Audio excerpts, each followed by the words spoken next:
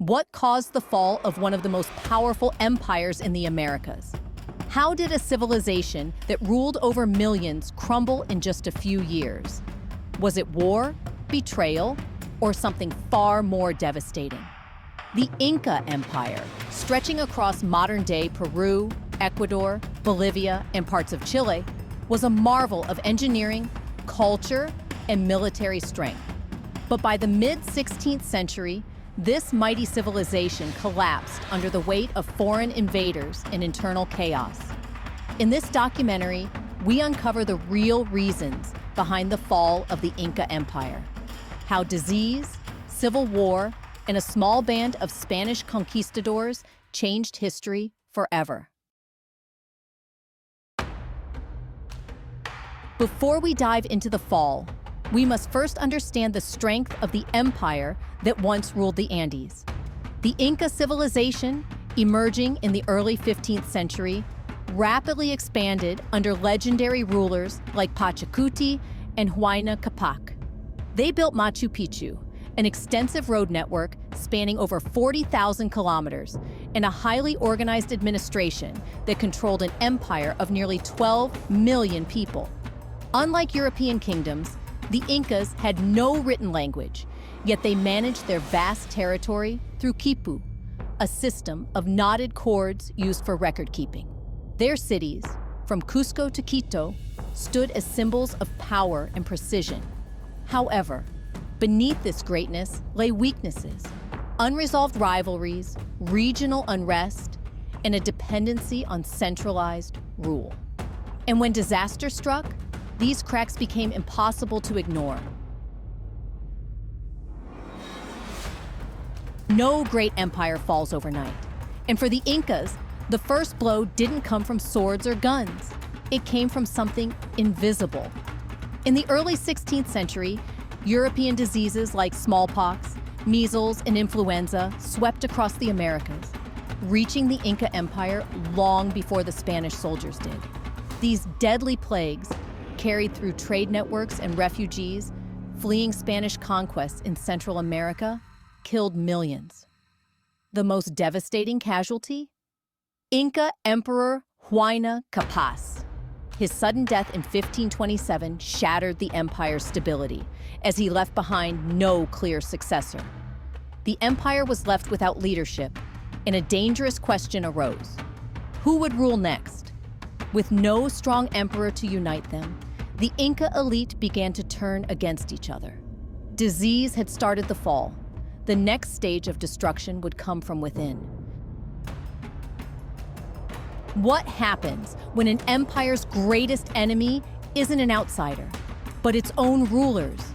By the late 1520s, the Inca Empire was already in crisis. With Emperor Huayna Capac dead, his vast empire, stretching from present-day Ecuador to Chile, was left without a clear leader. But instead of uniting against external threats, the Incas turned against each other. A battle between two brothers. The struggle for the throne quickly became a bloody civil war between Huáscar and Atahualpa. Huáscar, ruling from the Inca capital Cusco, believed he was the rightful emperor. He was supported by the nobles and priests who wanted to maintain traditional power in the heart of the empire. Atahualpa, based in Quito, controlled the northern armies. He was a battle-hardened warrior, backed by the empire's most experienced generals. For 5 years, their forces waged war across the empire. Entire cities were burned, temples were destroyed, and thousands of warriors perished. The once mighty Inca military was now fighting itself, draining its strength before an even greater enemy arrived. In 1532, Atahualpa emerged victorious. His army crushed Huáscar's forces, and he had his brother captured and imprisoned. His triumph, however, came at a terrible cost. The empire's best soldiers had been lost in battle. Many regional governors resented Atahualpa, as they had supported Huáscar. The Inca people were exhausted, divided, and vulnerable. And just as Atahualpa was celebrating his victory in the city of Cajamarca, a small band of Spanish conquistadors, led by Francisco Pizarro, arrived on the empire's doorstep. The Incas had fought each other for power. Now, they would fight for survival. When the Spanish arrived in 1532, they didn't just bring weapons and horses, they brought something far deadlier.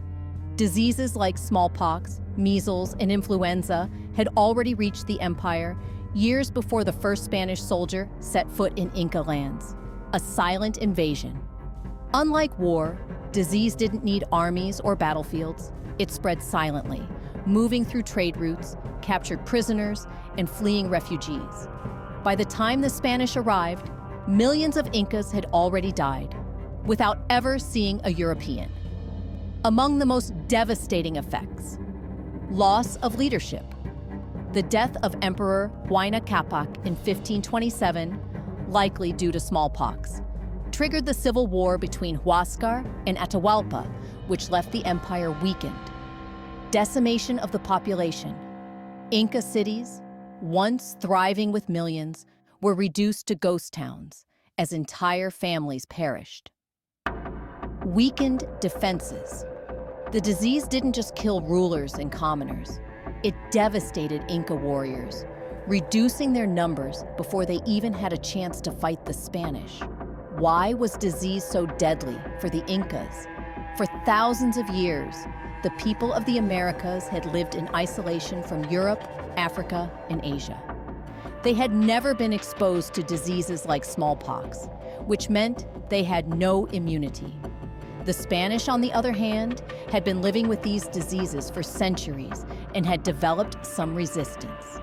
To the Incas, the rapid spread of disease seemed like a curse from the gods, a mysterious force wiping out their people. They had no idea that it was just the first wave of destruction before the real enemy arrived. While the Spanish were few in number, they had one massive advantage. The Incas were already weakened before the first battle even began. What if the Inca Empire wasn't just defeated by the Spanish, but also by its own people? The Incas were powerful conquerors, but their rule was not always welcomed by the many smaller tribes and ethnic groups they had subdued. The Spanish, despite being vastly outnumbered, exploited this resentment and turned former Inca subjects into their allies. For over a century, the Incas had expanded their empire through military conquest, forcing smaller tribes into submission. While they brought infrastructure and organization, they also demanded heavy taxes, labor, and religious conversions. When the Spanish arrived, many of these oppressed groups saw an opportunity for revenge and freedom. So some tribes betrayed the Incas, and it helped the Spanish. The Cañari and Chachapoya tribes. These groups had long suffered under Inca rule. They welcomed the Spanish as liberators and provided warriors, guides, and intelligence. Huáscar's loyalists. Many of Huáscar's former supporters, who had lost the civil war to Atahualpa, sided with the Spanish out of hatred for the new ruler. Inca nobles, who switched sides. Some high-ranking Incas, realizing the empire was collapsing, betrayed their own people to secure favor with the Spanish. In 1533, after executing Atahualpa, Francisco Pizarro and his forces marched toward Cusco, the heart of the Inca Empire. But they were not alone. They had thousands of native allies fighting alongside them. When the battle came, Cusco didn't just fall to Spanish swords. It fell because many of its own people refused to fight for the empire. This wasn't just a military defeat. It was the moment when the Inca world truly began to collapse. How could less than 200 Spanish soldiers defeat an empire of millions? Was it sheer military strength or something more? In 1532, Francisco Pizarro, a Spanish conquistador seeking wealth and glory, arrived in the Inca Empire. What he lacked in numbers, he made up for in strategy, deception, and superior weaponry. Atahualpa, fresh from victory in the Civil War, saw the Spanish as no threat. Confident in his power, he arrived at Cajamarca with an army of over 80,000 men, but without weapons. What happened next was one of history's most shocking betrayals. Pizarro launched a surprise attack, using guns, cannons, and cavalry, things the Incas had never seen before. Thousands of Incas were slaughtered within hours, while the Spanish suffered almost no losses. Atahualpa was captured, held for ransom, and later executed, leaving the empire leaderless. After executing Atahualpa, Pizarro and his forces marched on Cusco, the Inca capital. The Spanish, with the help of native allies, stormed the city and overthrew the Inca leadership. Cusco, once the center of Inca civilization, fell without a major battle because many of its own people had already turned against the empire. Even after the fall of Cusco, the Incas refused to surrender. For nearly 40 years, they waged a desperate fight for survival, a story of rebellion, hidden cities, and ultimate betrayal. The Spanish installed Manco Inca, a puppet ruler, to control the remaining Inca population, but they underestimated him. In 1536, Manco turned against the Spanish, gathering over 100,000 warriors to siege Cusco, trapping the Spanish inside. The Incas nearly won, using flaming projectiles, tunnels, and mountain warfare to push back the invaders. But after months of brutal fighting, Spanish reinforcements arrived, forcing Manco to retreat into the mountains. The Inca capital was lost forever, but the war was far from over. Deep in the Andes Mountains, Manco and his followers founded the city of Vilcabamba, a hidden fortress where the Incas continued to resist for decades. Manco was later assassinated in 1544, but his sons carried on the resistance. The Spanish struggled to penetrate the dense jungle, allowing the Incas to fight guerrilla-style battles. Despite being cut off from their old empire, the Incas held onto their independence for 35 more years. By the 1570s, the Spanish were determined to wipe out the last Inca resistance. In 1572, Spanish forces attacked Vilcabamba, burning it to the ground. The last Inca ruler, Tupac Amaru, was captured while fleeing into the jungle. In a brutal display of power, the Spanish executed him in Cusco's main square, marking the official end of the Inca Empire.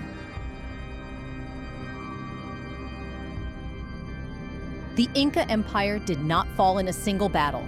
It crumbled under the weight of war, betrayal, disease, and foreign conquest. What was once the most powerful civilization in the Americas was reduced to ruins in less than 50 years. But did the Incas truly vanish? Their cities may have been conquered, their rulers executed, but their spirit never died. Even today, echoes of the Inca world live on. Millions still speak Quechua, the language of the Incas. Machu Picchu still stands, a silent reminder of their greatness. Their traditions, art, and knowledge still shape modern Peru, Ecuador, and Bolivia. So perhaps the Incas didn't truly disappear. Perhaps, in some ways, they never fell at all.